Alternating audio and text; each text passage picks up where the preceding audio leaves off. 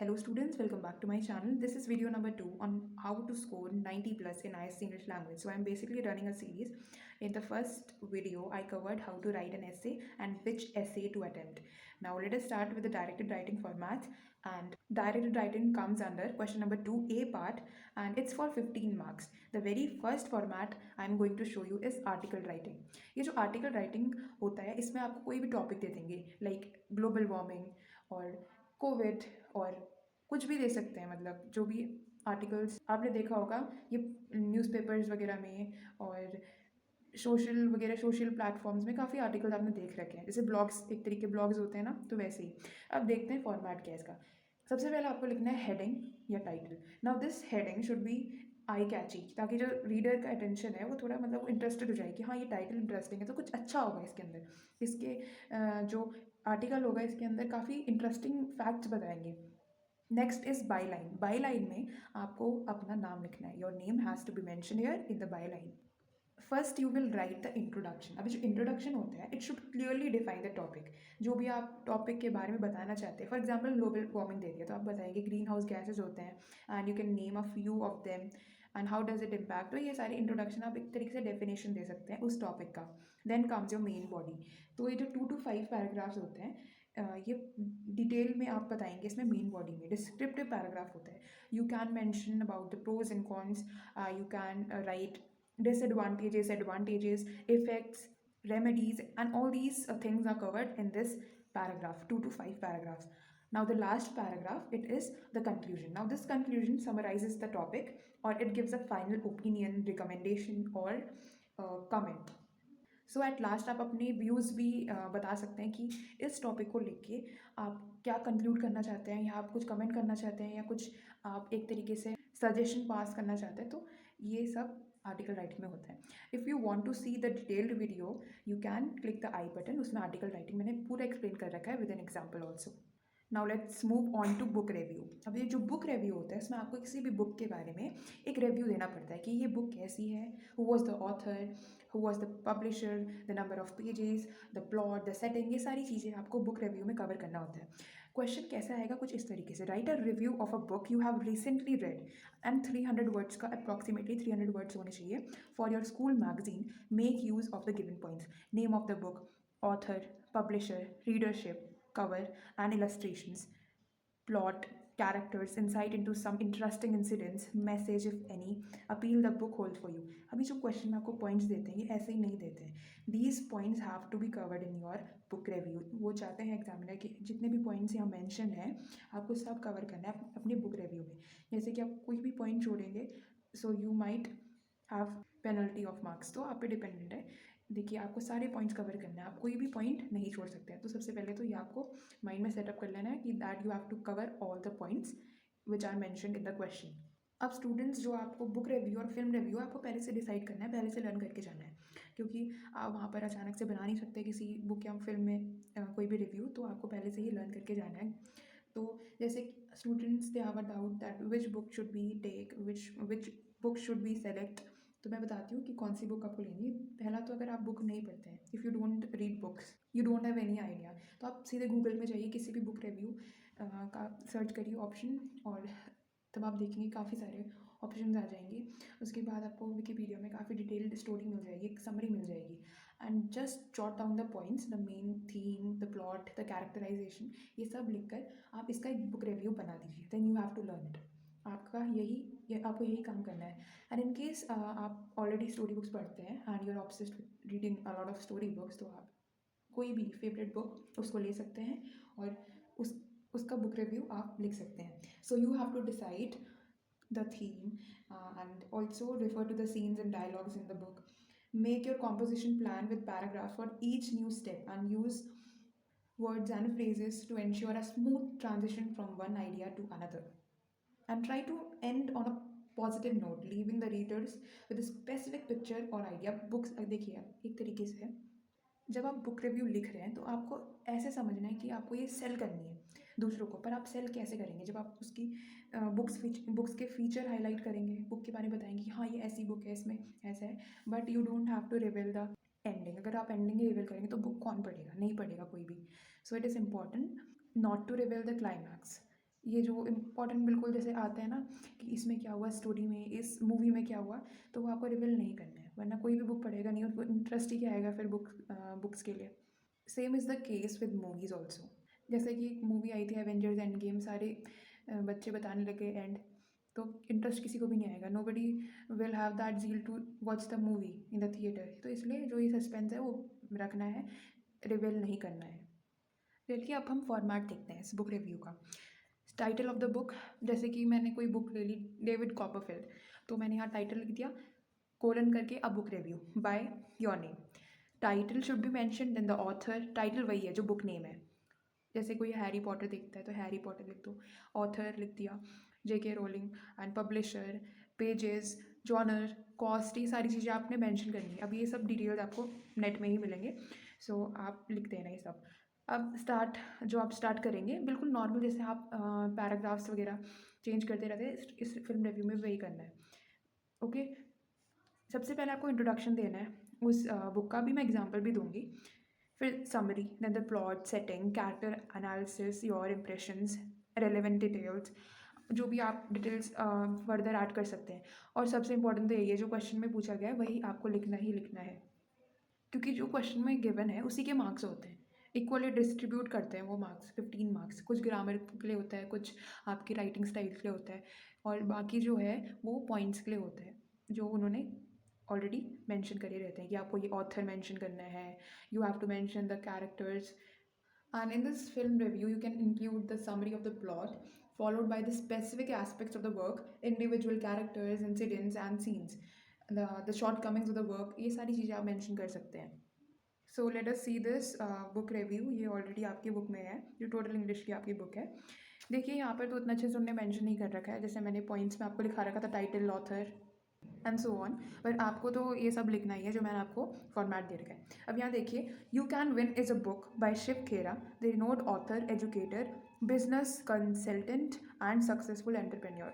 This book is an international best seller with 2 million copies sold in 16 languages. तो आप introduction देख सकते हैं, इसमें उस ऑथर के बारे में थोड़ा सा बता रखा है कि कैसे ही ये जो ऑथर है, ये इनके क्या क्या अचीवमेंट्स हैं और इनकी जो कॉपीज़ है कितनी सोल्ड हुई है। तो एक तरीके से आप ऑथर के बारे में बता सकते हैं, if he has won any of the prizes, क्योंकि काफ़ी जो ऑथर्स हैं उनको लिटरेरी अवार्ड्स मिलते हैं। अब सेकंड पैराग्राफ देखिए, it has 8 chapters which deal with topics such as the importance of positive attitude, success, motivation, self-esteem, personality, habits, goals, and the importance of interpersonal skills. It is written in simple and lucid style with real life examples and step-by-step strategies for achievers. तो ये आप इस book के बारे में आपको और पता चल रहा है कि ये बुक एक्चुअली किसके बारे में है। ये आपको पॉजिटिव एटीट्यूड, ये सारी जितने भी मोटिवेशनल टॉक्स होते हैं, जो चीज़ें होती हैं उसके बारे में है ये बुक, पूरी बुक। तो देख सकते हैं आप कैसी ये बुक रिव्यू है। You can take a screenshot और you can study it from your book itself. ये बुक रिव्यू से आपको एक आइडिया मिल जाएगा कि कैसे लिखना है। Now the next topic is film review. Film review में मैंने ऑलरेडी एक डिटेल्ड वीडियो बनाई है and on my favourite movie Dangal, तो आप देख सकते हैं उस वीडियो को। और यहाँ पर देखिए, फिल्म रिव्यू में आपको पहले मूवी नेम लिखना है, देन डैश करके a film review by your name, title, director, producer, cast, genre, duration and rating has to be mention. आपको पता है कि जो रेटिंग होती है जैसे 3 to 4 5 स्टार जो भी आपको देनी है। ना इसमें कवर क्या करना है, इसमें आपको कवर करना है theme and plot of the film, main characters and their portrayal by actors, technical aspects जैसे कि cinematography, direction, choreography, music etcetera, message of the film, overall impression, entertainment value. तो इस फिल्म रिव्यू में भी आपको एक तरीके से इस जो भी फिल्म में हुआ है, जैसा भी कैरेक्टर्स हैं जिन्होंने उस कैरेक्टर को पोर्ट्रे करा है, उसके रिलेटेड आपको सब लिखना है। द डायलॉग्स, म्यूज़िक किसने बनाया है, कैसा म्यूज़िक रहा है, और ऑडियंस का इम्प्रेशन कैसा था। तो ये सारी चीज़ें आपको फिल्म रिव्यू में लिखनी है। चलो मैं आपको एक एग्जांपल भी दिखा देती हूँ। So this is a film review on slum dog millionaire. अगर आपने देखी होगी, कास्ट, डायरेक्टर, ये सब मेंशन करना है, प्रोड्यूसर, डायरेक्टर, जो भी मैंने आपको दिखाया था अभी अभी। नाउ देखिए सबसे पहला paragraph, numerous narratives and films have explored the issues related to children and human rights, especially in the Asian countries. Slumdog Millionaire is essentially about the harsh realities of the children living in the slums in India and the things they are forced to do. It depicts the story of Jamal Malik, Dev Patel, because ये जो acting करी है किसने करी है, देव पटेल ने करी है. अ teenage boy from the Dharavi slums of Mumbai who appears in the Indian version of Who Wants to Be a Millionaire, यानी कौन बनेगा करोड़पति, अगर आप देखते होंगे. This illiterate boy goes on to win the show, thereby arousing the suspicions of the game show host and of law enforcement officials.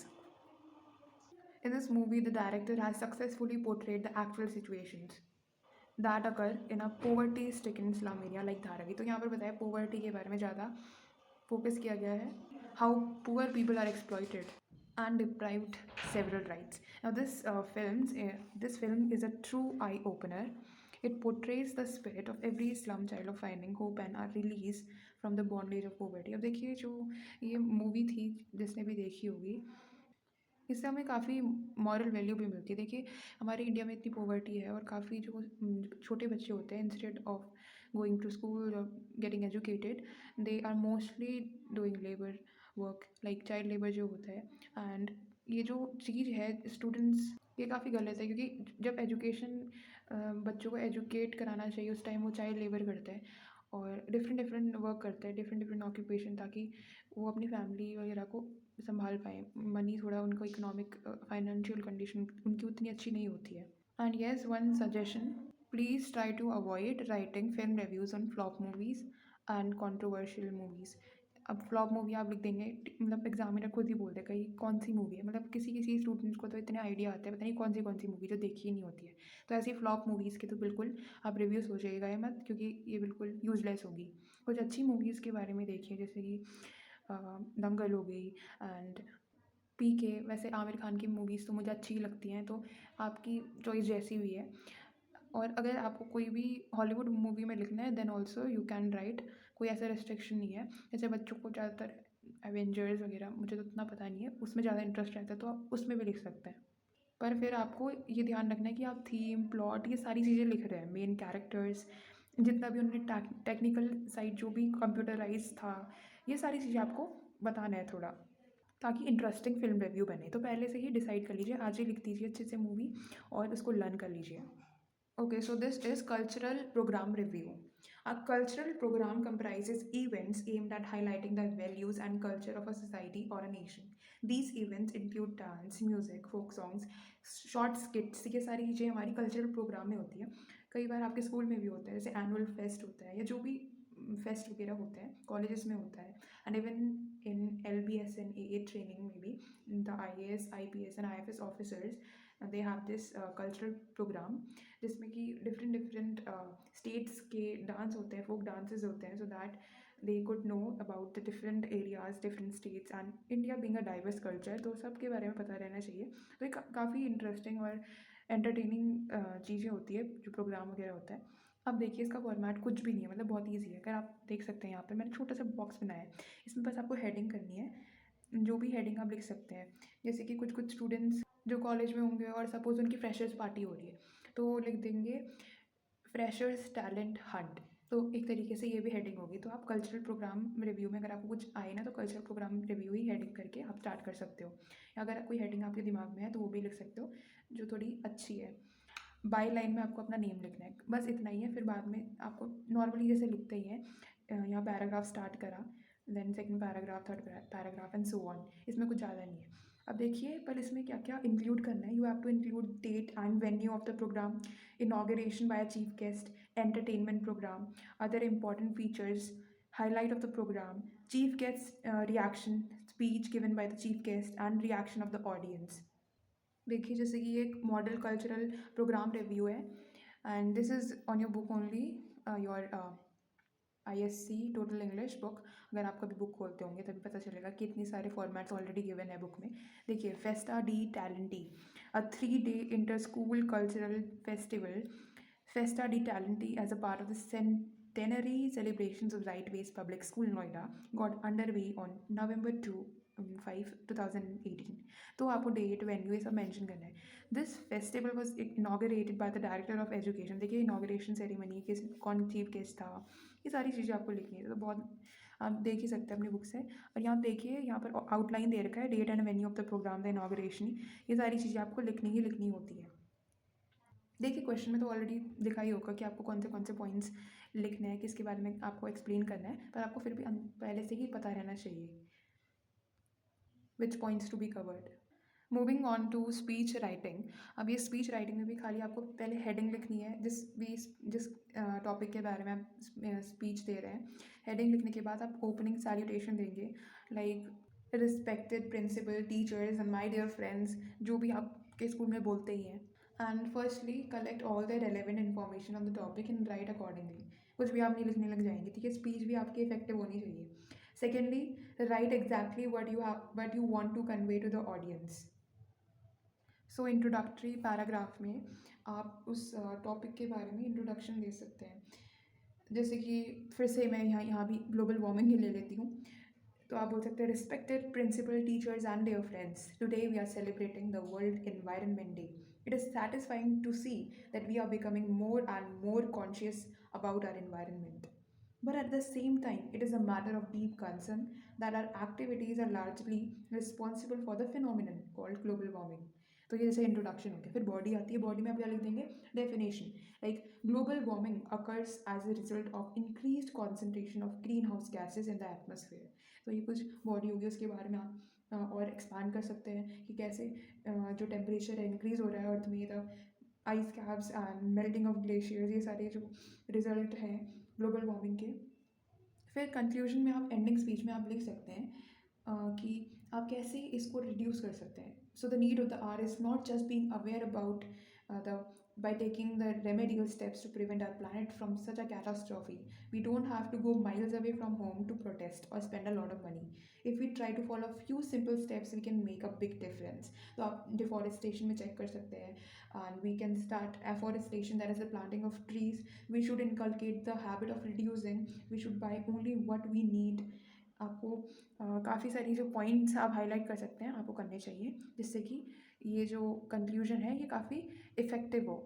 Because at last you are giving message to the audience, और audience को भी कुछ समझ में आना चाहिए। ऐसे नहीं कि ऑडियंस ने एक कान से सुना और दूसरे कान से बाहर निकाल दिया। Even they should realise the importance of your speech. Next is report writing. देखिए रिपोर्ट राइटिंग में आपका न्यूज़पेपर रिपोर्ट आता है mostly. Newspaper reports are of many categories, जैसे an accident like plane crash, shipwrecks and कोई भी such incident. Second आपका आ सकता है a natural calamity like earthquake, tsunami, volcanic eruption, cyclone. Thirdly जो ये है क्राइम के बारे में, जैसे रॉबरी, मर्डर, थेफ्ट, किडनैपिंग। उसके बाद sports event like international and national tournament, जैसे क्रिकेट होता ही रहता है। फिर an event of social importance, for example award ceremonies, book releases, parties वगैरह, जो भी इंटरनेशनल और नेशनल डिग्निटरीज का विजिट, इनाग्रेशन ऑफ फेयर्स, ये सारी चीज़ें। जैसे आपको पता है कि रिपोर्टर क्या करता है, कुछ भी नया होता है वो सीधे जाता है, वो रिपोर्टिंग करता है कि हाँ ये हो रहा है। तो आपको उस टाइम बिल्कुल रिपोर्टर की तरह आपको सब कुछ लिख देना है। And yes the outline of the question will be given. For example कोई क्वेश्चन आ जाए कि लाइक थेफ्ट और रॉबरी का, उससे पहले मैं आपको एक चीज़ बता देती हूँ, points to remember while writing report. The key to writing a successful report is to organise your facts clearly. The sections or paragraphs of a report should be shorter than they are usually when you're writing stories or essays. तो देखिए यहाँ पर जो आप लिख रहे हैं, जब आप लिख रहे हैं तो आप इतना elaborate मत, इतना लंबा, मतलब इतना expand मत करिए जैसे आप essays और stories में लिखते थे। The paragraphs or the sections, they should be short, but at the same time they should convey the information to the readers.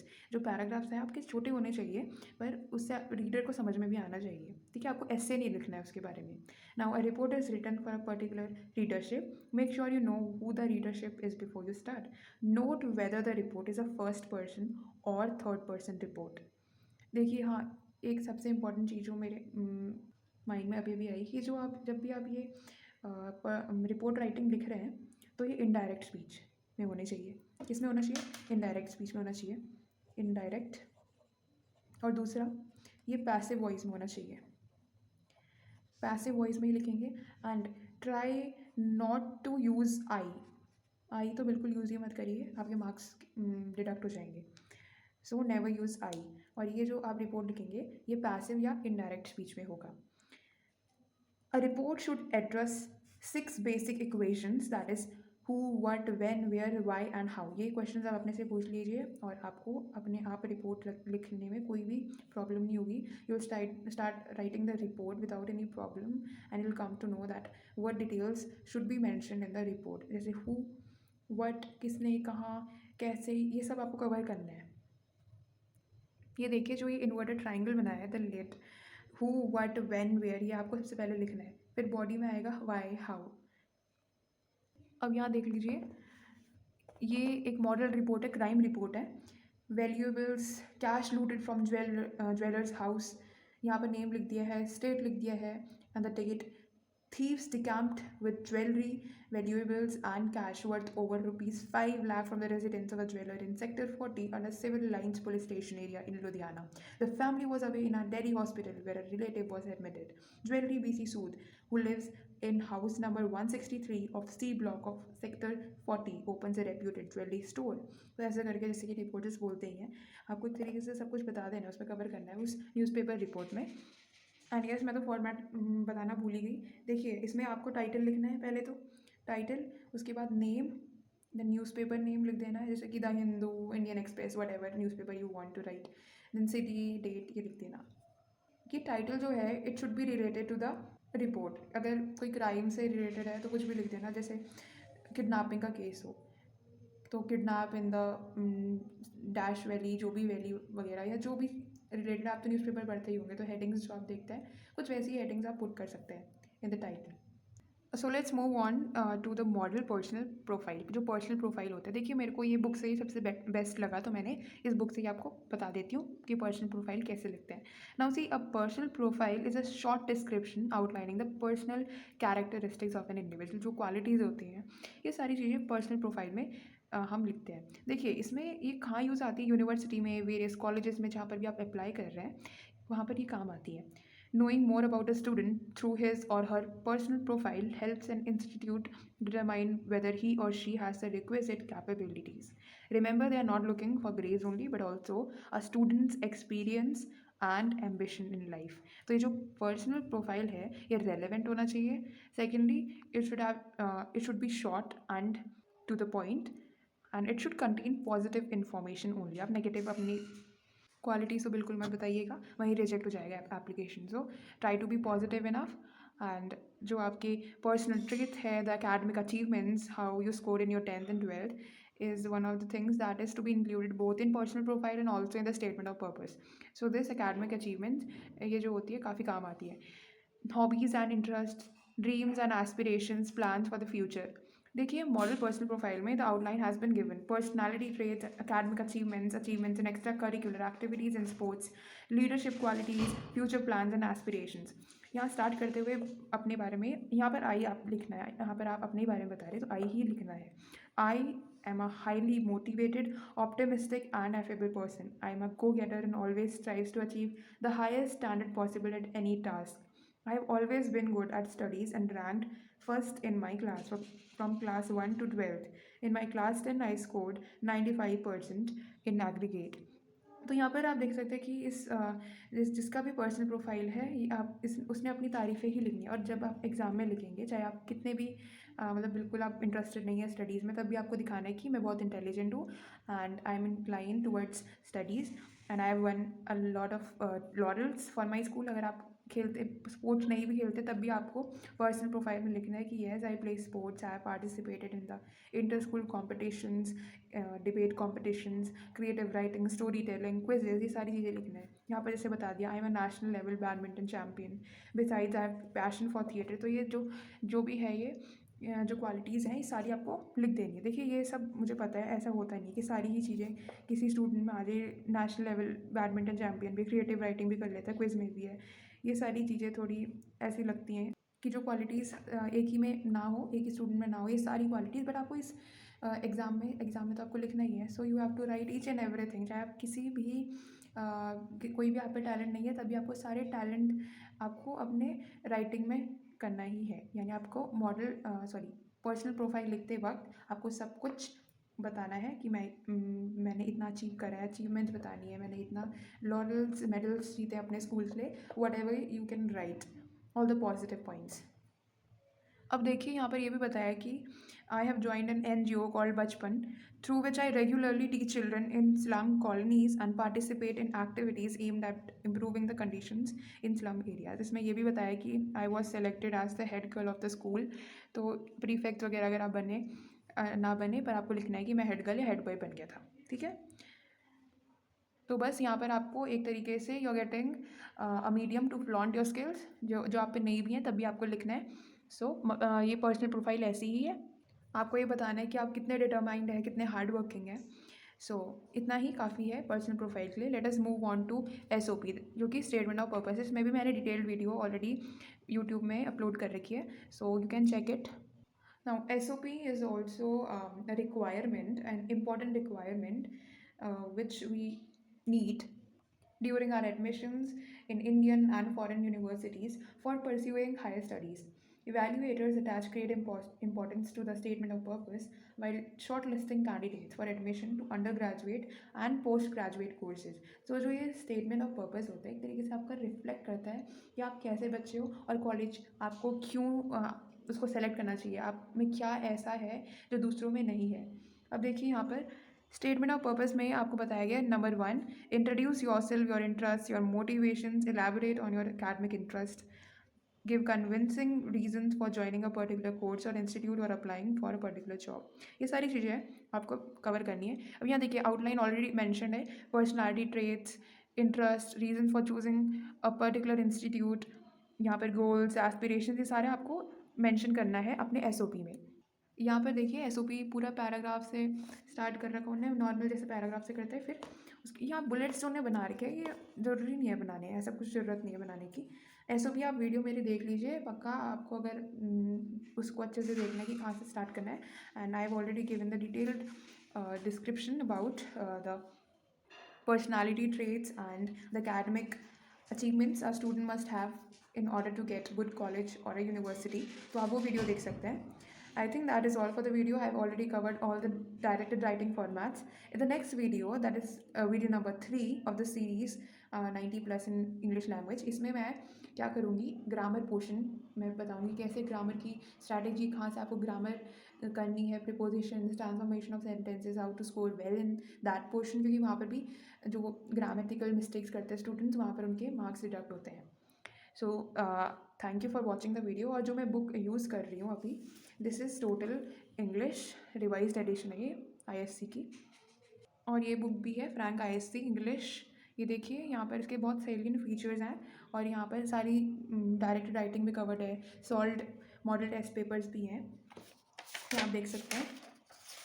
ये बुक भी काफ़ी अच्छी है। यहाँ देखिए सॉल्व मॉडल टेस्ट पेपर 1, काफ़ी सारे मॉडल पेपर्स सॉल्व हैं, तो ये काफ़ी अच्छी बुक है। ये देखिए और भी हैं बहुत सारी, यहाँ देखिए, एक मिनट, सॉरी, सारे पेपर्स ऑलरेडी कवर्ड है। So if you want to purchase this book, the link is in the description.